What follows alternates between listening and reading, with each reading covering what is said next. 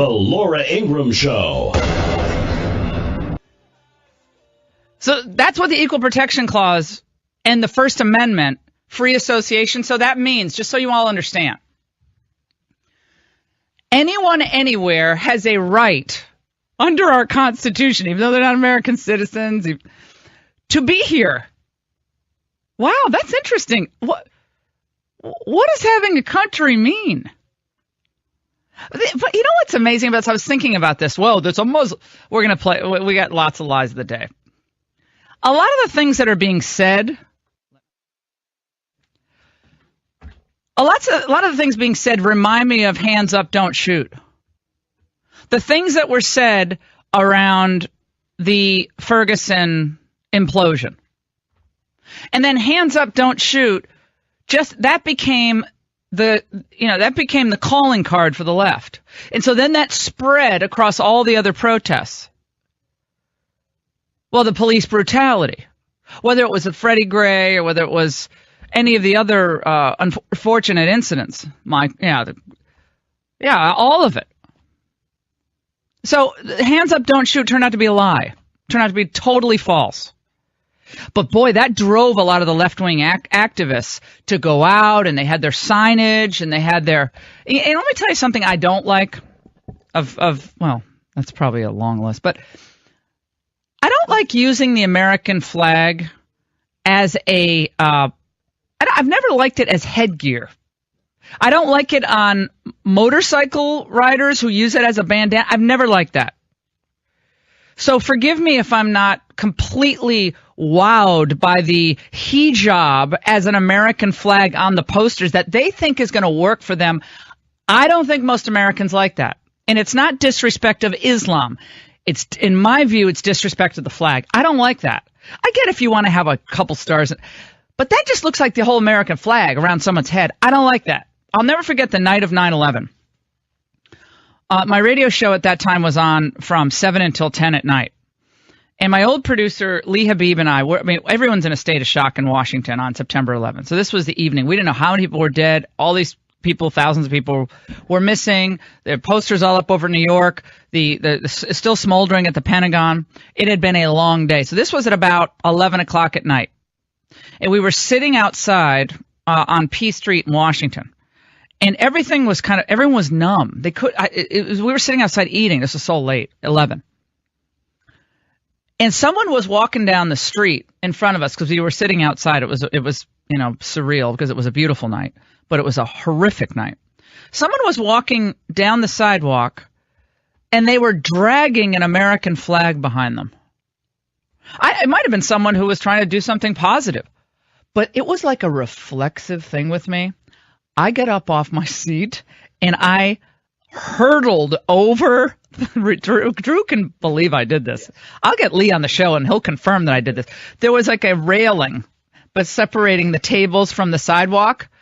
It was like I was Carl Lewis. I leaped over that railing, and I grabbed that flag out of that guy's hand. I pulled it out of his hand, and I said, hey, we got thousands of Americans dead. We got our country under attack. Don't drag the flag on the floor, on the ground. Oh, my God, he pulled that flag up real fast. Lee's like, Laura, get back here. No, it was reflexive. Given what people have sacrificed for, it's a symbol. Yes, it is a symbol. It doesn't mean it's not our actual independence, but it is symbolic. Respect for the flag. I don't like that hijab flag. And it's not because it's disrespect for you wear it as a motorcyclist and you use it as I never like that. I don't like it on the back of your pants. I don't like that. A patch for a military person, an actual American flag patch worn respectfully over your chest. That's something different. Or in your arm. I don't like it used as something else. I'm sorry. I just had to get that. I had to get that off my chest. But so the hands up, don't shoot that set the nation on fire in all of these protests against the police. And by the way, that Black Lives Matter still use. They still use hands up, don't shoot.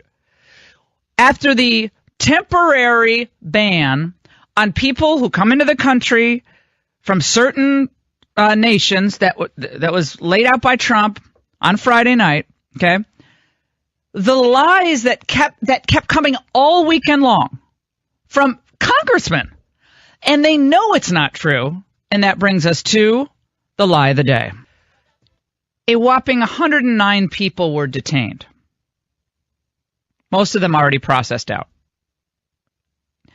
This is not a Muslim ban. 87% of Muslims around the globe are not affected by this. 87%. But what does it do to their case to say it's a Muslim ban? I will say they're jeopardizing the country's security. They're jeopardizing other nations' understanding of what we're trying to do for our country. They're jeopardizing it by perpetuating a falsehood. So 87% of the 1.6 billion Muslims are not affected by this ban. And it's a temporary withholding of entrance. Do you all believe that individuals around the world have a universal right to enter our country?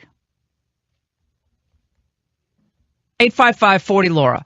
Because that's what the left is saying. Remember what Hillary said in that Goldman Sachs speech. Open borders, open markets. The belief in open borders, open markets. She didn't think that was going to be reported on. But I never forgot that. Open borders, open markets. There is a significant strain of thought within primarily the Democrat Party. And that strain of thought is that the borders need to be far more porous. Yes, far more porous than they are for the free flow of commerce and the free flow of peoples. Because those people believe that in a globalized society, the old nation state should fall away. That global structures and global governance and global understanding must supplant national sovereignty, issues of national security even. Yes, I mean that when I say that. It helps their case to resist Trump, to say this is a Muslim ban when it is not. Trump pointed out in a tweet, and he's absolutely right, I believe about 40 countries are predominantly Muslim countries are not affected by this ban. 7 are. 87%, let me repeat, of the world's Muslims are not affected by this temporary withholding of entrance into our country. The president has plenary power to control immigration in the United States of this variety if he believes it is in the national interest to do so. The hyperbole from the likes of Mayor de Blasio, Bill de Blasio, remember, who is so radical and out of touch with most Americans that he believed it was his right to supersede U.S. immigration law by offering IDs to people in New York who then can get benefits, citywide benefits, local benefits. A lot of people were concerned that they could get voting benefits, voting rights. Why? It's very confusing to people. You get this ID looks very official. People were getting Obamacare, food stamps, all these things that they promised us they wouldn't get. De Blasio tried to make it easier with this card. To the extent that he has succeeded, he thinks that's a success. But remember, we were promised that was never going to happen with illegal immigrants. They were here just to work. They're not getting benefits. They're here just to work. Then why do they need all these IDs? They're here just to work. Why do they need the ID? Oh, so that allows them to work. Bill Clinton, Barack Obama, and George W. Bush all exercised their plenary power on the issue of immigration. Entry, exit from the United States. Bill de Blasio, one of many of the far-left Democrats, in a total, and let me say, feigned freakout. look at the point in this executive order on religion. Should be chilling to anyone in America who cares about religious liberty. There is an exception made, a potential for the exception made for anyone who is not Muslim. There are no exceptions allowed for someone who is Muslim. I actually had a chance to talk to Secretary Tillerson on Saturday night. I can't say what we talked about, but I had a chance to chat with him, talk with the Vice President, spoke with Paul Ryan, Justice Kennedy, spoke with him. It was a big weekend. Chief Judge Justice Roberts, talked to him. I had a very brief encounter with Jeb Bush, but I can't say anything more about that, but it lasted about 5 seconds. Now ask me how upset I am about that. So the United States now has a temporary pause on immigration from certain countries. And the Democrats are using this, as we would have predicted, to launch the resist Trump on everything totally across the board. So resist Trump on every issue, on every point, except maybe infrastructure, because they always like to spend money. Do you think that this is within Trump's authority? It is, but that's not an important question. But do you think the rollout of this allowed the left to galvanize? Do you think the surprise of all of this was the way to go on a Friday? 855-40-LAURA.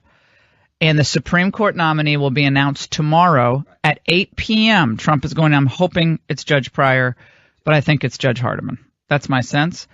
But it could be Judge Gorsuch. It's going to be one of the three. Otherwise, I'm really out of the loop. I think it's going to be one of the three. I hope it's Pryor. He's the absolute best. Hardiman second. Gorsuch not in my top 10. Sorry, not in my top 10. I mean, I'm not saying he's a bad person, but we got to go for the best right now. We'll take a break. 855-40-LAURA. We'll get to your calls. We have a president who's actually going to put American safety first. What a shock. Discover amazing products that inspire happiness and personal growth with FabFitFun. You get to indulge in premium fashion, beauty, skincare, wellness, and lifestyle products from top brands like Moroccan Hair Oil, Tarte Cosmetics, Oster Blondie, Perlice, The Honest Company, Zumba, Bar 3, and more. Join celebrity fans like Real Housewives, Lauren Conrad, Tori Spelling, Kim Zolciak, and more by signing up with a FabFitFun box. With FabFitFun, you receive a seasonal box of incredible full-size products 4 times a year. Each FabFitFun box costs $49.99, but always contain over $200 worth of products. That's an unbelievable value. Become a member today and get 20% off your first box when you use the code LAURA at fabfitfun.com. That's $10 off, making your first box just $39.99 for over $200 worth of full-size products. The boxes sell out faster and faster each season, so don't wait. Get your FabFitFun box today. That was just classic. You see, this is what happens. You have these hosts of these shows who don't know the law. And so they think because some federal judge goes off half-cocked and issues a stay against the executive order, then because a judge, an Obama judge, issued the order, that's a win on the merits. Here's what I'll inform all the TV hosts out there who were wrong for the last year about Trump, year plus about Trump. A stay is called injunctive relief.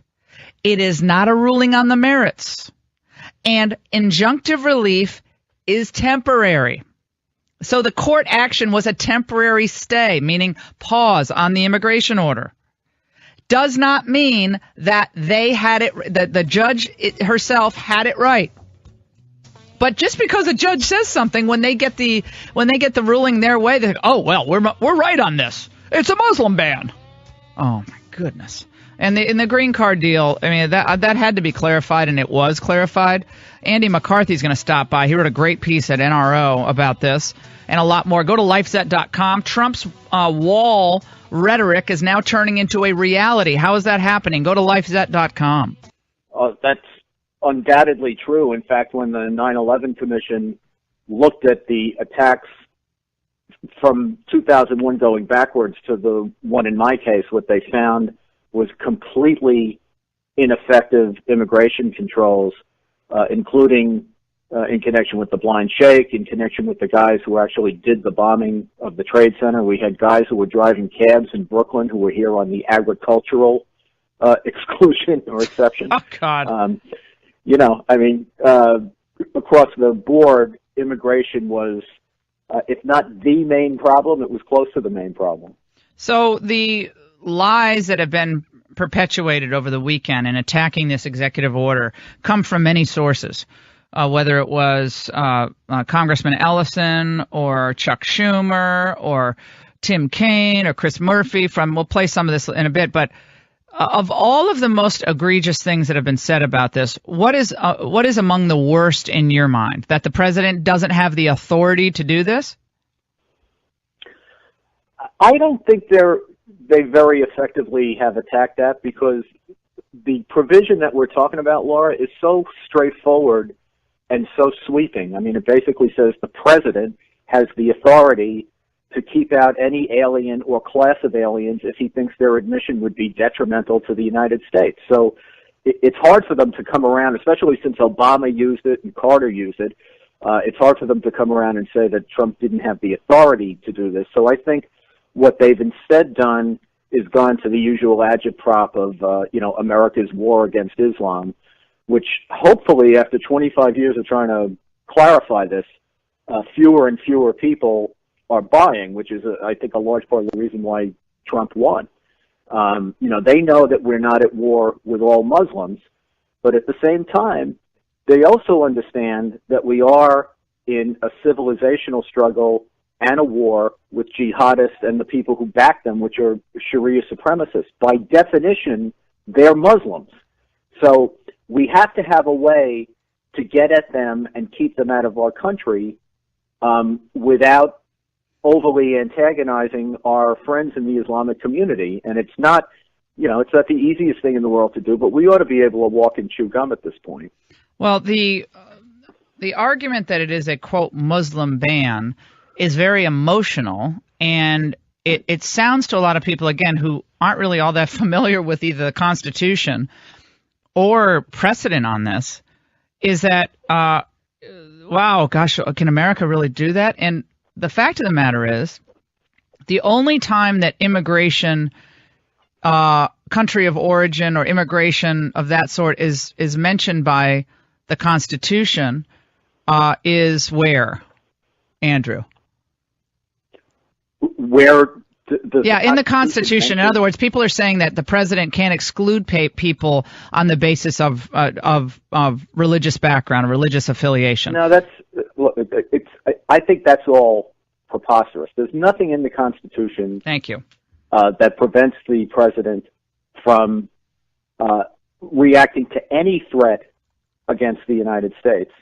And what's I've been tearing my hair out, what little I have of it left, over the last couple of years, when this refugee stuff has come up, where they say we can't have a religious test.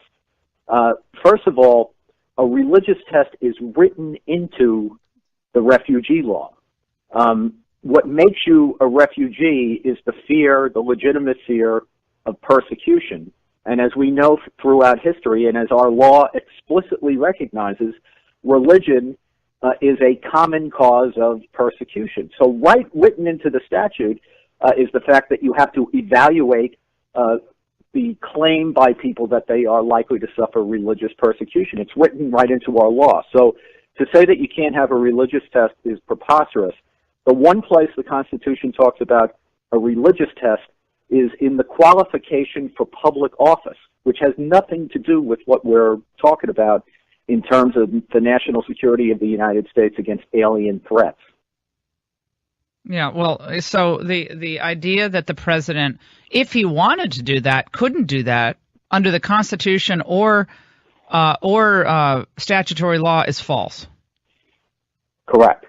That's shocking to people, I think. Again, this doesn't go right at the issue that we've talked about before, Andy, of a population, unfortunately, of people in the media and others, frankly, who are at these protests who actually don't know anything about the Constitution. They don't know anything about it, so they just spout off. Yeah. And then they think, oh, well, Chuck Todd won't know the difference either, so let's make this a big story. And the worst part of it, the cherry on top, is that I think a lot of the media does know what the truth is, but they obfuscate it. I mean, there's perfectly smart, well-informed people in the media who know a lot of the stuff that they're spouting is five-alarm nonsense, and it's their job to clarify it. But they're playing for the other team, so that's what we're dealing with. So the concern from some who don't necessarily oppose what the president did on Friday is that there were only 7 countries in the temporary ban on the visas coming into the country, people with visas coming into the country. What about that? Why was it that Saudi Arabia wasn't on the list, or Pakistan, or Afghanistan? Well, let me tell you what I think they're doing and why.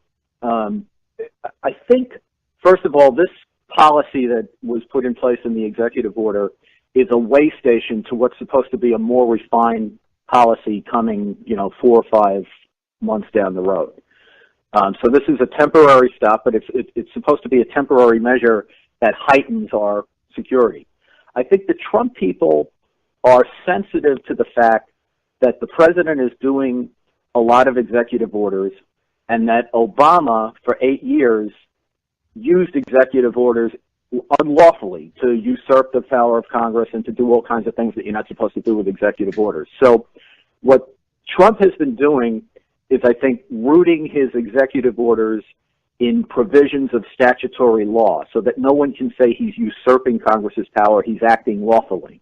And the law in this instance that was relevant that he relied on is this law that identified 7 Muslim-majority countries as to which or where we simply can't vet. I mean, you can't call up Sudan and say to them, we have this guy who wants to come into the United States. What's his background? That capacity doesn't exist in these 7 countries.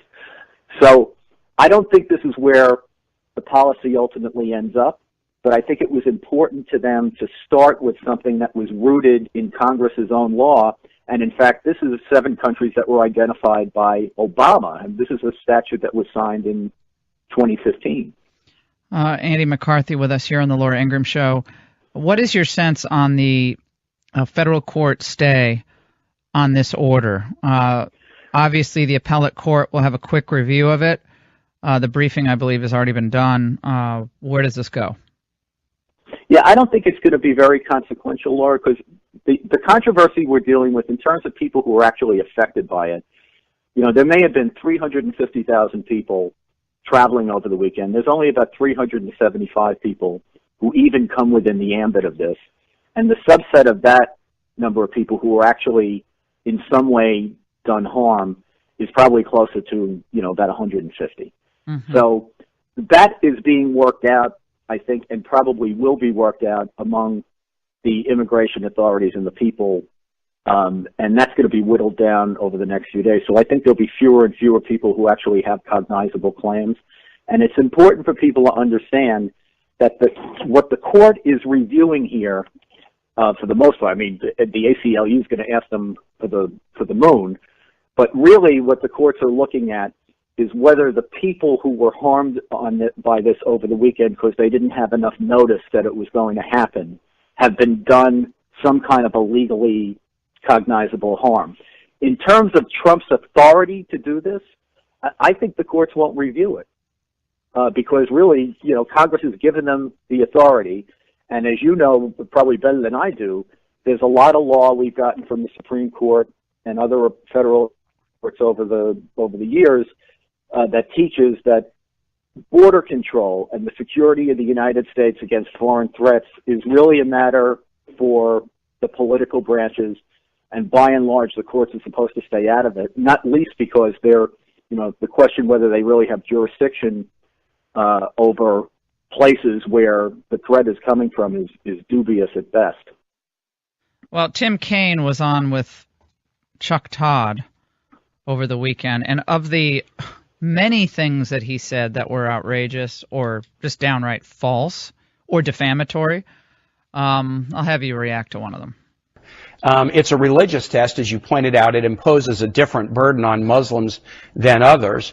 And the irony is not lost on me that it was issued the same day as the White House issued their Holocaust Remembrance Day proclamation that, unlike any previous administration, removed all reference to Jews. So you put a religious test on Muslims and you try to scrub reference to Jews in the Holocaust Remembrance. This was horribly, horribly mishandled.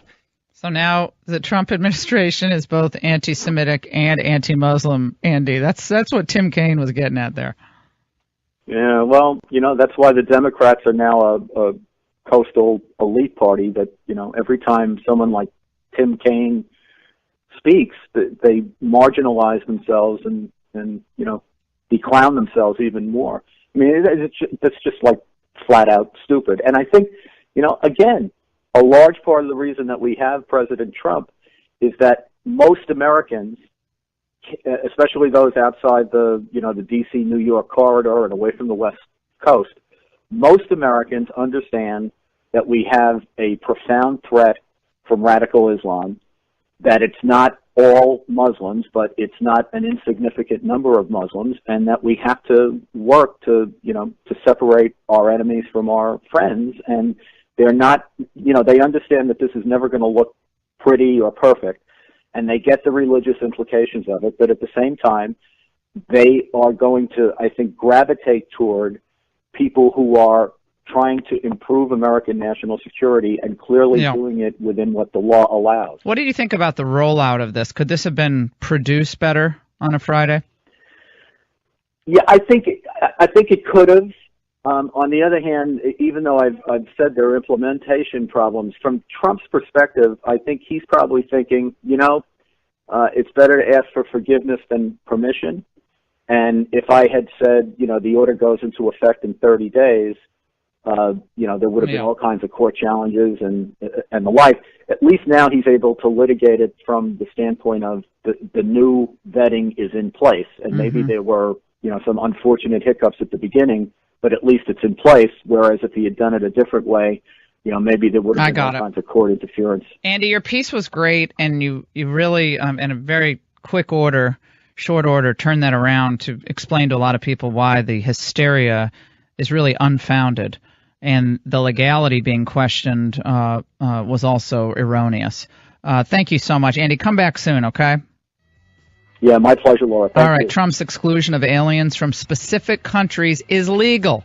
Andy McCarthy's piece both on Facebook and LauraIngraham.com. We'll close this hour out. Boy, we're jam-packed today. We'll get through it together. And remember, LifeZet. Make sure to download that app along with Laura 365 memberships. Flying. I know you guys love listening to the show anytime you want, anywhere you are. And you can listen to it commercial-free. So go to LauraIngraham.com. And always, Laura 365. Don't go away. All right, could it be that conservatives are finally flushing the transgender bathroom issue? Go to lifeset.com. And the specs for a border wall. How will it be built? What will it look like? This is the worst kind of left-wing smear. And it's the same thing that we saw during the campaign in a variety of forms that didn't work. The more you say you're racist, you're anti-immigrant, you're xenophobic, you're protectionist, you're whatever, pick your poison. In this case, the more you just throw that out there, the less effective that attack becomes. Because the idea that Donald Trump, one of his top aides in the White House, is an Orthodox Jew, and his daughter converted to Judaism, is somehow an anti-Semite, is just preposterous. But this is all they have, is the smear game. The chief political advisor in the White House, Steve Bannon, who is connected with a news organization that traffics in white supremacy and anti-Semitism, and they put out a Holocaust statement that omits any mention of Jews. Remember, earlier administrations have done these statements. And so the first thing you do is you pull up to see what earlier statements have said. And the earlier statements, President Obama, President Bush, always talk about the Holocaust in connection with the slaughter of Jews. The final solution was about the slaughter of Jews. We have to remember this. This is what Holocaust denial is. So the answer to the temporary ban from admitting people from 7 countries. By the way, 87% of Muslims are still allowed to apply to come into the United States. 87% are not affected. Tim Kaine goes on Meet the Press and says, oh, yeah, and by the way, they're not just anti-Muslim, they're anti-Semitic. This is where the Democrats are today. This is why they fail every time. Donald Trump is doing what, in his estimation, is the right thing to do for the safety and security of the American people. When the 9/11 Commission concluded that we needed a fingerprint database of, and it's called the entry-exit system, for individuals from certain countries. That was in the 9/11 report. Was that anti-Muslim? A database. You got to track these people. Well, that's what they said. Well, of course, that implementation fell far short of what it was supposed to be. But the biometric system to protect Americans that was advocated for, concluded to be the best thing by a bipartisan group on the 9/11 Commission. Was that part of the big conspiracy, the Bannon conspiracy? I watched that Tim Kaine on Meet the Press, and I thought to myself, poor Virginia. Poor Virginia. I mean, all the great people of the Commonwealth of Virginia, this can't be the best that you have to represent your state. If you want to quibble with the countries that Trump listed in the executive order, if you want to, fine, do that. But the idea that this is anti-Muslim, when the overwhelming majority of Muslims are not affected by this, and by the way, only 109 people were slowed down in their entry to the United States or processed because of this executive order. But it's all about organization. This is all about power and politics. It has very little to do with a practical understanding of either national security or the plenary powers of the President of the United States. 855-40-LAURA. Let's go to Steve in Wyoming. Oh, of course, other presidents use their plenary power in ways that affected the screening of individuals from coming into the country and delayed entry of people who come into the country for specific reasons. Steve, go ahead. Yes, I was watching a video this morning of Bill Clinton. He was, in 1995, he was proposing more border control back then, and even got, I guess, standing ovation from everybody in Congress. So for them to sit there and call Trump a racist, I think it's pathetic.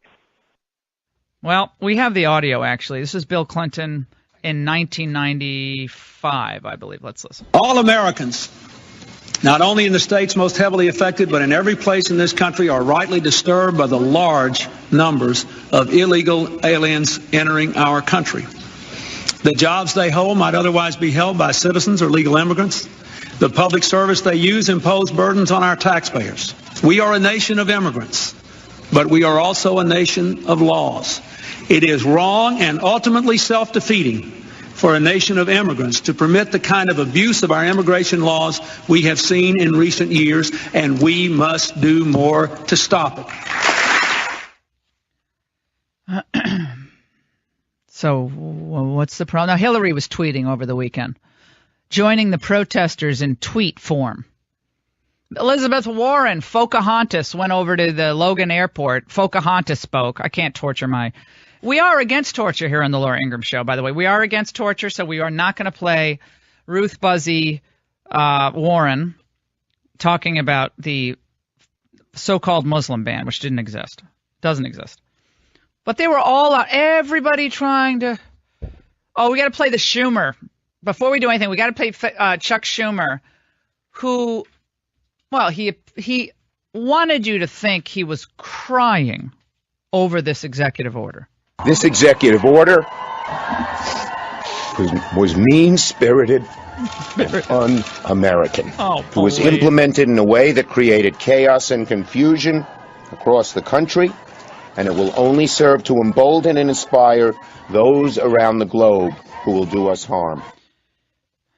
Now, if you're crying, if you're choking up, how many of you do this?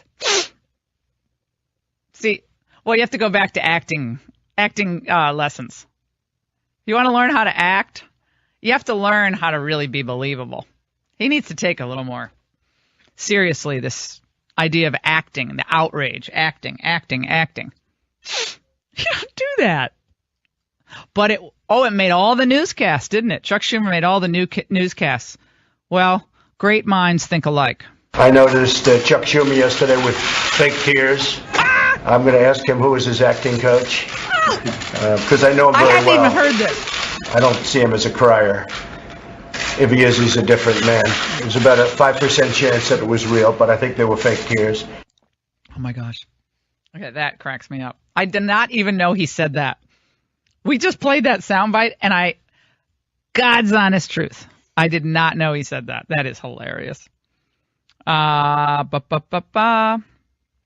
Let's go to Nick in L.A., Los Angeles. Oh, the protests in L.A. at LAX. Because, Nick, it really makes sense. If you want to make your voice heard, it makes sense to inconvenience Americans who are trying to travel. That's really nice. Go ahead, Nick. Yeah, the protesters, I never believe those protesters even ever care about America. But on the Bannon thing, I just want to keep repeating, because they keep repeating this lie that he's a racist. And these liberals can never give an example of his racism. The only thing I ever get from them is the Breitbart article calling Bill Kristol a renegade Jew. This is their anti-Semitism. Written by a Jew defending Israel against Iran getting nukes. That was what the whole article is about. This is the only thing they have on Breitbart, yet they keep repeating Breitbart, alt-right, racist, and I can't stand it. Well, that's what they do. That's what Alinsky told them to do. Isolate, demonize, repeat. Isolate, demonize, repeat, and distract. You demonize an individual, you isolate an individual or a movement or a person, or in this case a website, and then just keep repeating it. And there are a lot of cerebrally challenged individuals out there who just sit there and nod and go, oh, yeah, man, that's awful. Oh, it's horrible. They carry around their insipid signs. By the way, there's a big photo on the above the fold at the Wall Street Journal. Huge photo of you know what I noticed about this in the signage? We got to get a copy of this photo if we can. And then it's really interesting how all the signage, the script is all in the same print. It says handwritten signs. It's all the same. They're like, this is all organic because some fool sent out a tweet saying, show up, man, at JFK Airport, and we're all going to. Well, those signs are all handed out. This is AstroTurf deal. This is AstroTurf protest. Look at this, Drew. Look, I want Drew to look at this because otherwise people think I'm crazy, okay? Look at this. Look at this sign. Refugees welcome. Resist Trump.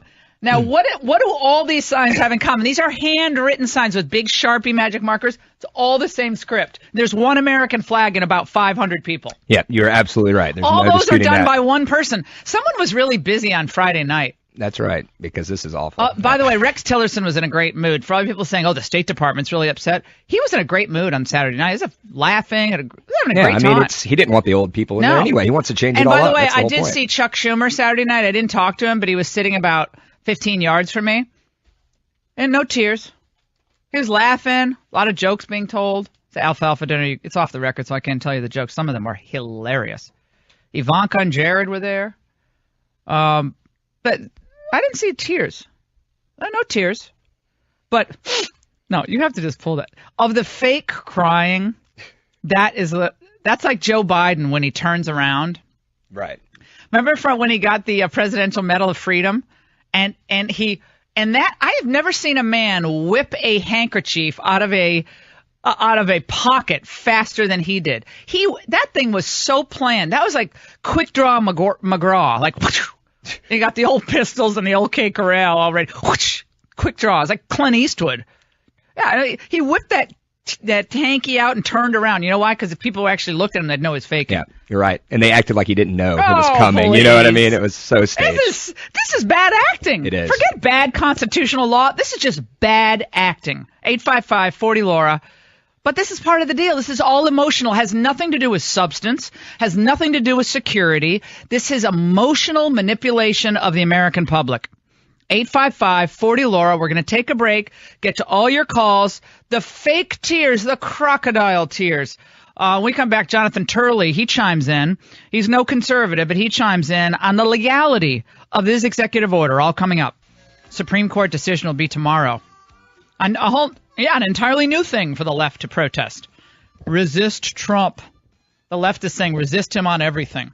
We want constant protests. A real way to win the American people over is to inconvenience their travel. Now, Drew, you were at the Birmingham airport yesterday. What did you see? I was. There? They actually blocked, where you're departing and arrival, so I had to go underneath and go into the arrival part instead of departing, so they weren't letting anyone departing. I mean, this was just all kinds of you could just tell the type of people. They didn't have jobs. They were professional protesting poorly class. Dressed, just, I hate to say it, but basically slobs. And then they had the same dumb protesting signs. They didn't even know what they were protesting. No, some of the signs don't even say like what is actually happening and what's going on, as you point out with the Muslim man. So it's ridiculous. They don't even know what they they're were at protesting. Hartford. My friend of mine was at Bradley Airport in Hartford. She was sending me photos. I tweeted it out yesterday. Thank God they were not at DCA. I was very surprised, but I guess they were in front of the White House, so that makes sense. Well, first of all, let me just say this. How is it legal to have a protest inside an airport? They get on you if you even take a photo near TSA, right? Yep. You try to take a photo near those screener things. What are those called? The screener. Metal detector screening. Yeah, whatever they're called. Security detectors. Those things that make you look naked. Trump did say that they're going to be doing cell phones now. They're checking cell phones more thoroughly. I'm not sure. They don't know the details yet, but they are going to be scanning for cell phones more thoroughly. Good. Yep. You know something? We have been inconvenienced in our travel since September 11th. Well, shortly after that. We've been inconvenienced. We've had to go through rigmarole at the airport. We've had our war heroes subjected to humiliating searches. We've had elderly in wheelchairs lifted up and embarrassed because of the ridiculous searches. We've had women with baby carriages being humiliated. And now we're supposed to lose sleep because 109 people from 7 different countries, they had to be processed a little bit more aggressively yesterday. Who cares? Where's the concern about the average American's inconvenience? Don't go away. He's just gotten started. He's dealing with a media. They are so dishonest, predictable, either uninformed or purposely so. And they will allow Democrats to come on their shows almost unquestioned. Very little pushback when Democrats will come on and say things that are verifiably untrue about the administration. State them as fact. They're not facts. They're, in fact, prevarications, to put it kindly. And so you don't really blame Trump saying that the media is like just the loyal opposition. Not everybody, but too many people. And so I don't think that most in the Republican, party are in all that much disagreement with what Trump is saying about that. Maybe they'll question the rollout of this temporary ban on refugees and temporary ban on people coming from 7 countries. But the idea that somehow the media are honest brokers just calling balls and strikes here, of course not. And one of the great things that Trump required in one of the executive orders last week is more transparency in reporting the crime committed by illegal immigrants. You've heard me complain about this for so many years because we're actually trying to report on this, bring it to you. I'm learning from so many of you out there across the country. You hear us in all 50 states about the crime committed in your communities by individuals who you have a pretty healthy suspicion are in the country illegally. Yet you can't get your reporters, your local media to report on it, or sometimes even the police, let alone collaborate with federal authorities to get these people out of the country. Do their time here if necessary, then get them out of the country. You feel like, wait a second, aren't they supposed to be on our side? Yet they're hiding this information. I'm telling you, it is most egregious in places like California, in Oregon, in Washington State, in New York. Remember, in Sweden, you can't identify the immigration status. Swedish law says you cannot identify the immigration status or ethnicity of anyone accused of committing a crime. That's the law in Sweden. They're going to change that, I'm sure. But right now, you can't. It's against the law. Joining us now, I'm delighted he's with us. Congressman Andy Biggs represents Arizona's 5th Congressional District. And we're going to talk to him about what happened over the weekend, the hysteria on the left over this ban. Corker, McCain, and Graham are very upset. Those guys want us to fight all these wars overseas. Yet we're supposed to let anyone into this country that wants to come in. Okay, well, that's an interesting way of looking at it. That's why none of them are president. Joining us now, Congressman Biggs. Congressman, great to talk to you. How are you, my friend? Great. How are you doing today? I'm fantastic. So you guys have been at the forefront of this immigration fight, going back to the push for the SB. What was it called? SB 1070. 1070. I can't believe I didn't remember. 1070, and then the Supreme Court went all the way up to the Supreme Court. Also, of course, Sheriff Arpaio. The left put in a huge amount of money to defeat him in recent election. He was defeated. But you guys bear the brunt of a lot of the illegal immigration, and the public is there's some split in the public in Arizona about it, but it seems to me that the focus on decreasing crime and the security risk in your state has in general won out. Yeah, we've had in the last couple of years 10,000 criminal illegal aliens, and then another within that group about 4,500 to 5,000 violent criminal illegal aliens let back out in the streets of Maricopa County because of the catch and release policy of Barack Obama's administration. So we've really got to put an end to that. That's for sure. Well, the president demanded in this executive action last week that cities and states compile immigration status numbers, providing them to the federal government of their prisons, which was overlooked as well. So it's very difficult to get those numbers. In California, there was a study that came out some years back, and I believe the number was over 20% of the California prison population was an illegal immigrant population, which doesn't surprise me at all, given the huge spike in the number of gang members, illegal immigrant gang members in California. Well, Arizona has been ahead of that curve. We've been doing that for years, but we know one thing: about 15% of our prison population are illegal aliens in the country, and of that, they're overrepresented in the violent crimes such as rape, homicide, aggravated assault. That's where they're overrepresented in our prison population in Arizona. So Arizona's been on it because we've been dealing with this thing for multiple generations, but that's why we've been there. But I think it's a great order, and the American people need to know what's taking place at the border. Now, the story from Arizona from a few years back of that 21-year-old convenience store worker, Grant Ronenbeck, who was, by all accounts, an amazing young man. He was shot in the face by an illegal alien who was upset. I guess he had to pay for his cigarettes. And that story, again, like so many of the stories that we've brought to our listeners over the years, that doesn't really get mentioned by many politicians. And this guy, Apolinar Altamirano, had been in the country illegally since he was a mere dreamer at age 14. Yeah, and he had been convicted of several crimes, and he should have been deported again, but he was released. He had been convicted.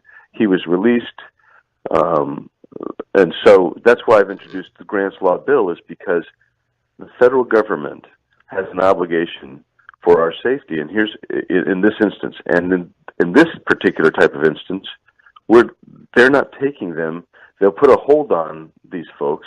They come out of court, they come out of prison, and they get a notice saying, hey, show back up here in 6 months, and then we're going to have a deportation hearing. That's unrealistic, because then they have 6 months. They're never coming back anyway for that hearing. and they're released back into our streets, and we know that they're violent criminals. They have a conviction. So the federal government has just been absolutely asleep at the wheel, allowing Americans to be put in harm's way. Well, it's purposeful. And, this is purposeful. I'm sorry, but this is purposeful because they made a calculation that it was going to be better for them, constituent-wise. I mean, it would be better for the Democrat Party to keep bringing these people into the country, allowing them to come in, and frankly, not doing anything that is going to further publicize the crime committed by illegal immigrants. There's a reason why Obama never really focused on this. He would say stuff like, well, we got to get rid of the bad guys, sure, but all these other kids are here, and they're here, and they're American and everything except a piece of paper, he would say. Everything except a piece of paper. And meanwhile, Grant Ronnebeck is dead. His father appeared, I know, in the Oval Office last week when Trump signed that executive order. And we had not had a president previously, Congressman Biggs, who spoke to the victims of crime and spoke for them. The people who have no voices any longer spoke for them and their families until Trump came along. Had no one speaking for them. Absolutely, and I am so grateful for President Trump. He's been vigorous. He's been out there. People are mad at him, but he is doing exactly what he said he would do. He is an energetic, vigorous personality, and he promised us he would do things on refugee. He promised he would do things on the border. He promised us that he would do things for the victims of criminally violent, illegal aliens. That is what he is doing, and I think that there's more that applaud him than the loud folks that are screaming right now. What about the Republicans who are people like your Senator Jeff Flake, your Senator John McCain? Both of them have been, in my view, usually terrible on the issue of immigration, and there's no secret that neither of them really likes Trump. I had half of mine to move to Arizona to run against Flake. That's how enraged I am at what Flake has said over the years. But why do the Arizona people keep sending these people back to power? This is what I don't understand. How are they representing what's best for the Arizona people if they're not clear on the fact that our sovereignty and our security and, frankly, yes, our economy, because these jobs should be done by Americans, they don't speak for them. I don't. For the life of me, I don't understand why Arizona votes for these people. I just don't get it. Well, Sheriff Joe is a prime example. This guy was on the front lines. He was enforcing the law, doing a great job. And George Soros came in with $3 million against Joe Arpaio, and was able to take out Sheriff Joe this past time. So. Arizonans, by and large, even today, support the remnant of SB 1070, probably around 65%.